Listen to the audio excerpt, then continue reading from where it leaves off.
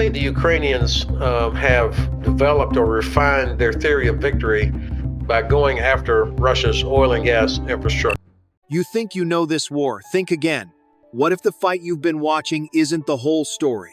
And what if the very darkness someone tried to inflict on a nation has now come full circle, engulfing their own cities? The truth is, Ukraine has developed and significantly refined its strategy for victory, focusing squarely on Russia's vital oil and gas infrastructure.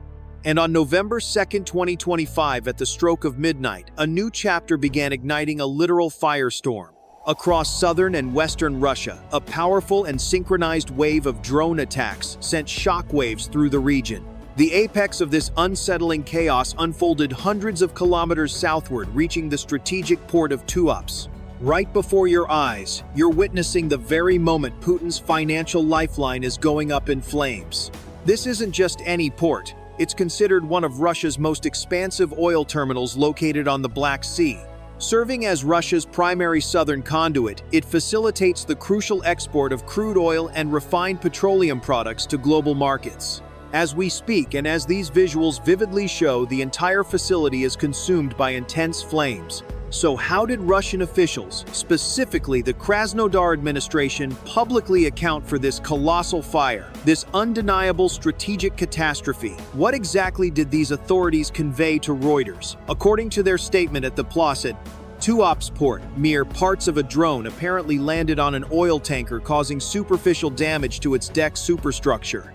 Just parts fell. Are you serious? Let's revisit those powerful images once more. Pay close attention. To your eyes, does this appear to be damage merely from falling debris, or does it seem like a precise surgical strike, directly targeting billions of dollars in infrastructure and a vital oil tanker? Are the Russian people genuinely expected to believe such an absurd fabrication from their leadership?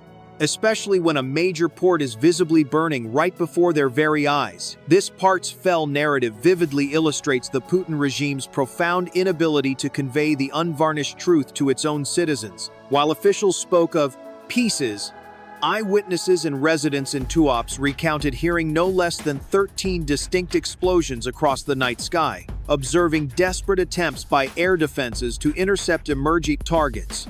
This clearly wasn't the isolated impact of a single drone fragment. Instead, what transpired was a highly coordinated swarm attack. So let's consider just how vital was the specific target that night. This was far from an ordinary maritime facility. This was, in fact, the deep water pier complex officially designated as RN Morskoy Terminal Tuapse LLC, an entity under the direct control of Putin's state-owned oil giant Rosneft. The tactical brilliance of this strike was evident. Open-source intelligence OSINT analysts conclusively verified that the precise location struck was Pier Number 1. Pier Number 1. Do you grasp the significance of that? This is the very juncture where diesel, gasoline, and various other crucial petroleum products are directly transferred and loaded onto tankers. Simply put, it represents the very heart of Russia's export operations. The initial assault initiated a dangerous chain reaction.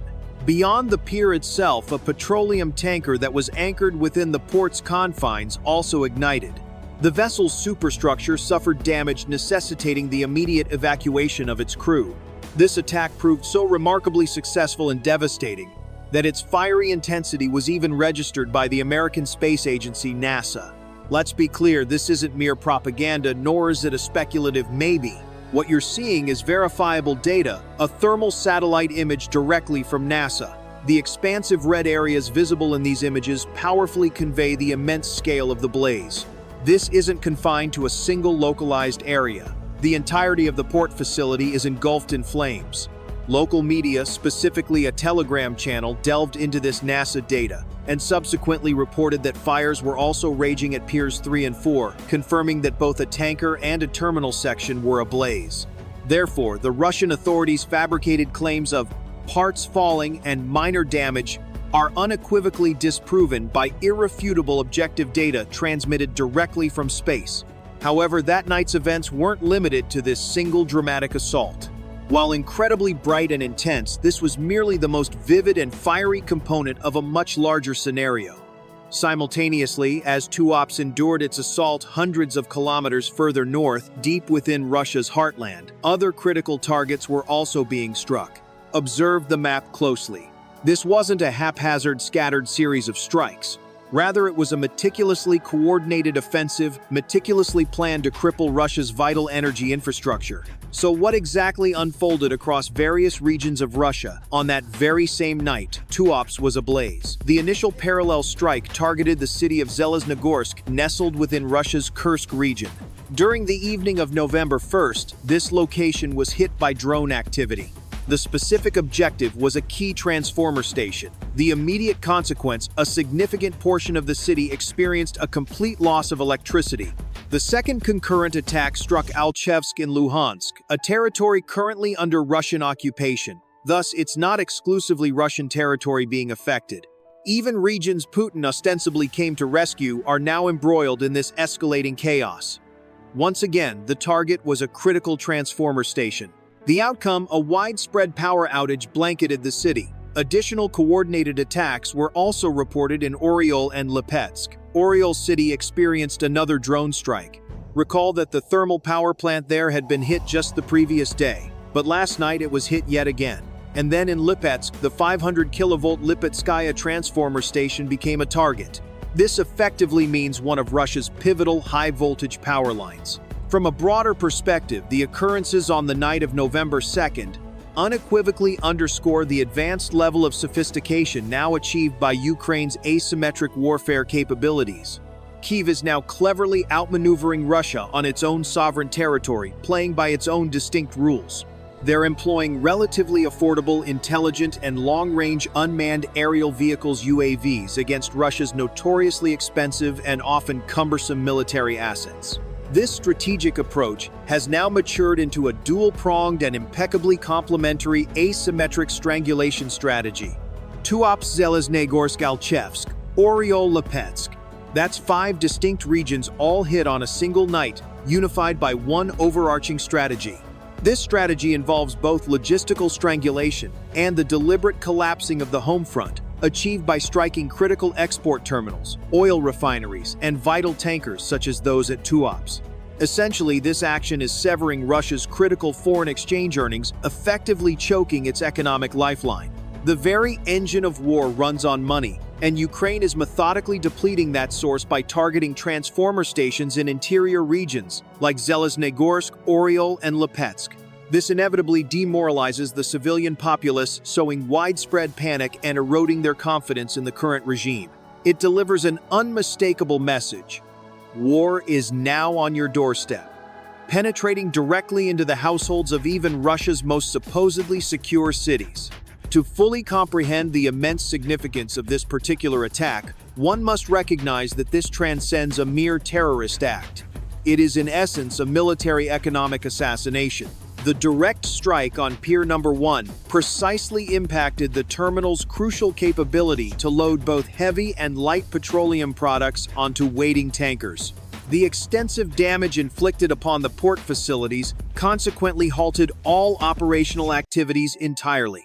This signifies that a major export conduit for Russia in its southern region has been effectively sealed off. This devastating attack translates into a staggering loss of billions of dollars in revenue, impacting not only Rosneft directly but also the broader Russian state budget. Crucially, the funds funding the very missiles Putin deployed to bombard Ukraine were sourced from the oil revenues generated through this specific port. That revenue stream will no longer flow. Concurrently, the deliberate targeting of transformer stations in Zeleznogorsk, Alchevsk, Oryol, and Lipetsk has directly impacted civilian existence. Cities are plunged into darkness without electricity. Essential infrastructure like water, pumps, and heating systems cease to operate, and communications suffer severe disruptions. Collectively, these unfolding events represent the full realization of Ukrainian Commander Madyar's stark promise of a widespread blackout across Russia. Put differently, the very nightmare Putin unleashed upon the Ukrainian populace is now tragically rebounding, beginning to haunt his own citizens. This strike transcended a mere blow against the Russian state. Instead, it served as a direct and undeniable affront to Putin's inner circle, particularly striking at one of his most influential figures, Rosneft CEO Igor Sechin. The Tuops terminal stands as one of the crown jewels within Sechin's personal domain, the vast Rosneft empire.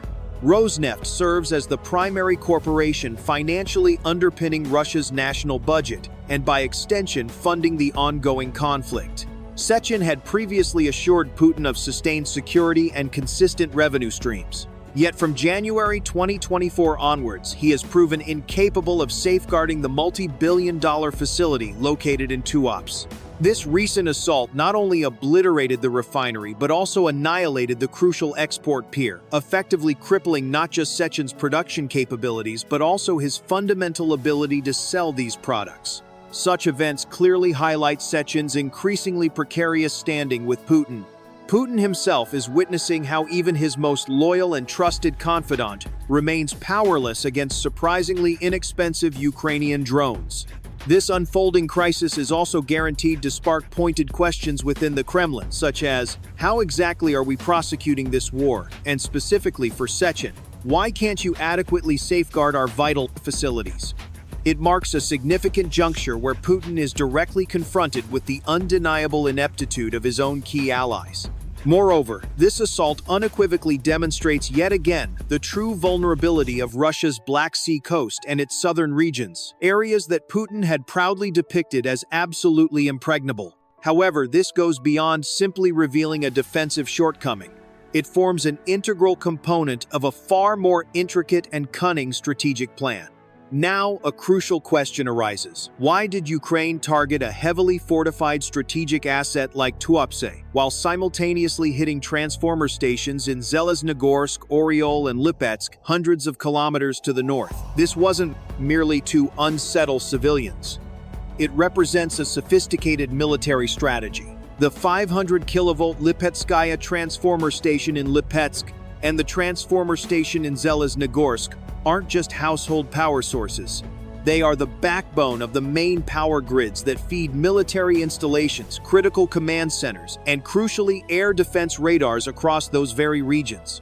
Ukraine's broader strategic approach typically unfolds in this manner. Initially, by striking key substations in Kursk and Oriol, it effectively disabled the power grid supplying the S-400 and Pantsir batteries stationed in those areas. Secondly, with their power cut, the radar systems became incapable of detecting the incoming swarm of unmanned aerial vehicles UAVs, or were forced into a diminished capacity using auxiliary generators. Thirdly, this tactic generated vast blind spots, effectively creating strategic corridors within Russia's air defense network. Ultimately, this allowed its primary assault force to navigate safely through those newly opened blind corridors. Consequently, the widespread blackout that engulfed Kursk and Lipetsk that evening wasn't merely aimed at instigating civilian disorder. Instead, it functioned as a vital supporting military maneuver, effectively clearing a path to the multi-billion-dollar oil port situated in Tuops. This truly exemplifies an asymmetric stroke of genius, starkly illustrating Russia's inability to simultaneously safeguard its thousands of kilometers of borders and hundreds of critical energy installations. Ukraine is actively engaged in asymmetric warfare, strategically deploying inexpensive drones against Russia's far more costly missiles. And this astute strategy is systematically dismantling Putin's entire operational system. Putin now faces a profound dilemma. How can he effectively halt these relentless attacks? Even billions of dollars worth of sophisticated air defense systems prove insufficient to secure thousands of kilometers of border and protect hundreds of energy sites concurrently. Each individual drone strike inflicts a significant economic and deep psychological cost upon Russia. Kyiv explicitly declares that these actions serve as direct retaliation for Russia's sustained assaults on Ukraine's own energy infrastructure. When Putin attempted to cast Ukraine into darkness on October 30th, he unwittingly unleashed a boomerang. By November 2nd, that very boomerang had circled back, hitting the oil terminal in Tuapse and the transformer station in Kursk. Thus, while Putin endeavors to envelop Ukraine in gloom, he is compelled to witness his own cities and vital export hubs similarly descending into darkness. The consequences of this particular attack will undoubtedly extend far beyond Tuapse's immediate vicinity. It is poised to generate a significant global ripple effect. The assault on a pivotal export terminal such as Tuapse, coupled with the tanker catching fire, relayed a singular, unmistakable message to global oil markets and discerning insurance companies. That message is clear. Russian ports are simply not safe. The Russian Black Sea Fleet, once lauded as the undisputed sovereign of the Black Sea at the conflict's outset and a potent symbol of Putin's authority in Crimea, has been relentlessly pursued and drawn into a protracted war of attrition by a nation possessing virtually no traditional navy. Among the most astonishing blows was the irreparable damage inflicted upon a Kilo-class submarine targeted while berthed in a dry dock in Crimea. These coordinated attacks have disclosed that a combined total exceeding 22 ships and smaller vessels were either completely destroyed while approximately 20 units suffered severe damage.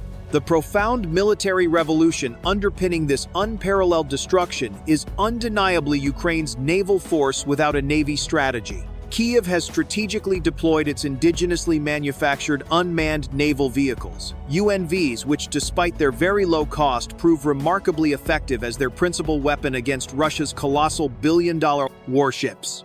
Specifically, the Magura V-5 and Sea Baby kamikaze drones, jointly developed by Ukrainian military intelligence, and the SBU have fundamentally altered the balance of naval power in the Black Sea. These advanced drones, operating collectively in coordinated swarms, successfully bypassed Russian naval defense systems, striking their intended targets with remarkable precision.